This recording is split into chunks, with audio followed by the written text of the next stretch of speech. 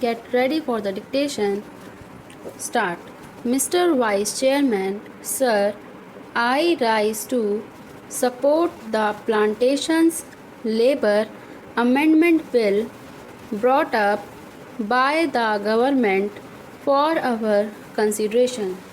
Sir, the sad plight of millions of toiling people who sweat on various plantations in the country to earn valuable foreign exchange for us is really too much to be expressed in words.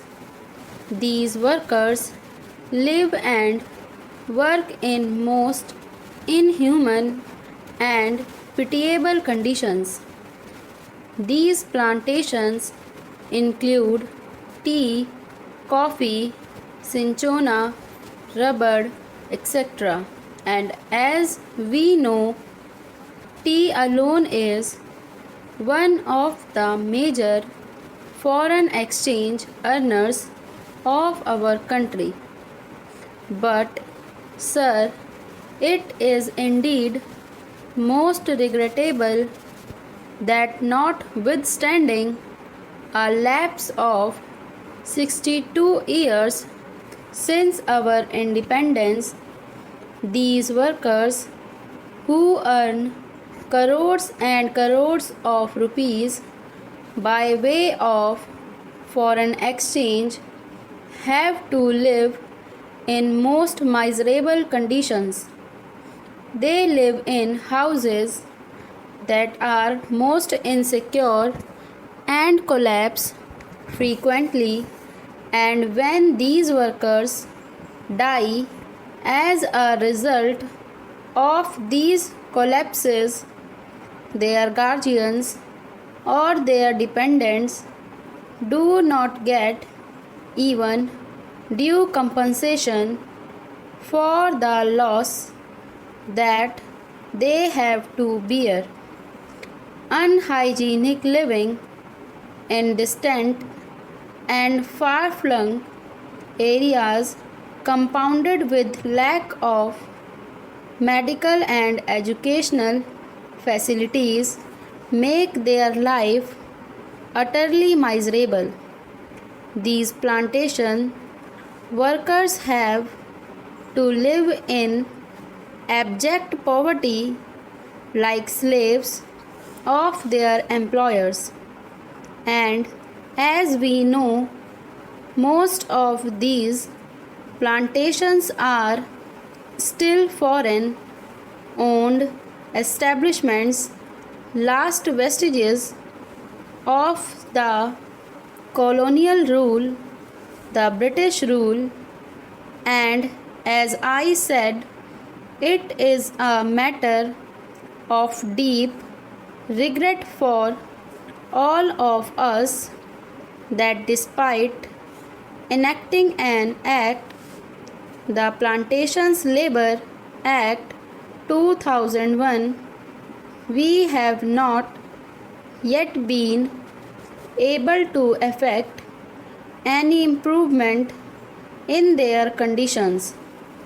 I think the employers alone are not responsible for their miserable condition.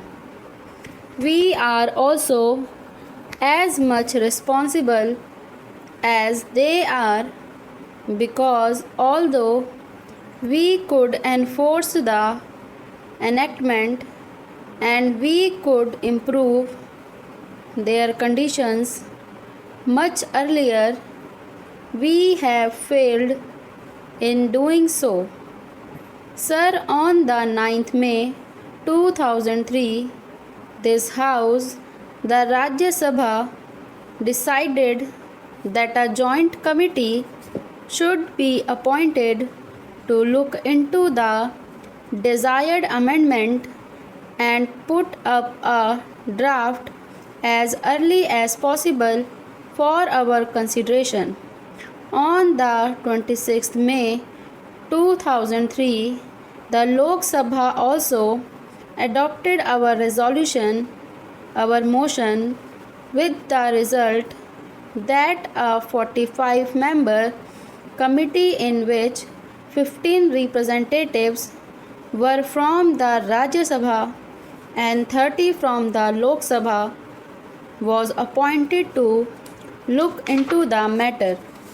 This committee was to submit its report on the first day of the 15th session of the Rajya Sabha, that was in 2003, but this committee had to be granted these extensions, and the report was ultimately available on the 3rd March 2005. At that time, as we all know, the so-called JP's movement of total revolution was at its peak. Within 2 or 3 months, the national emergency had to be declared, and during the emergency, priorities had changed, and we could not just effect this desired improvement at that time, and we could not bring about this legislation. And then the Janta rule and the Lok Dal rule. For 30 months they were in power, but they too, although they try to pose to be the champions of the downtrodden and the workers, failed to deliver the goods, and that is why today we are going to consider the report of that committee that was presented to the government in 2005. Therefore, we are also equally responsible for not ameliorating their conditions and their plight.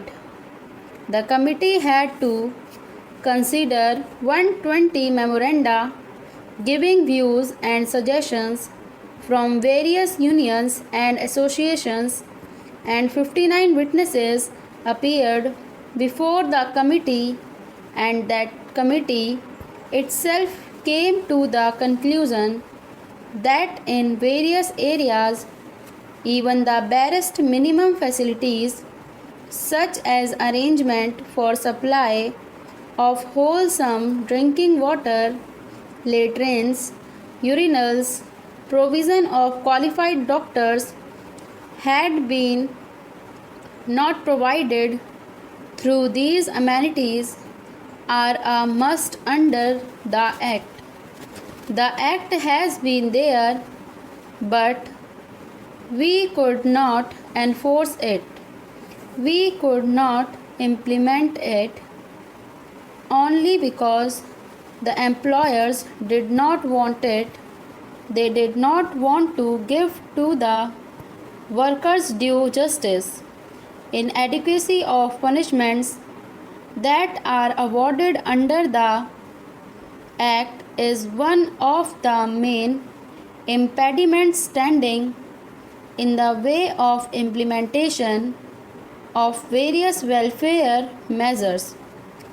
Courts generally take a lenient view of the offences under the Act, and they let off the employers who are offenders with light punishment, which generally amounts to a fine of ₹100.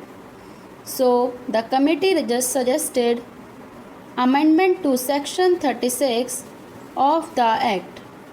An employer is required to provide these workers living accommodation, but generally in spite of the fact that the government gives loan and subsidies to the employers for construction of houses, progress in regard to these constructions is very poor.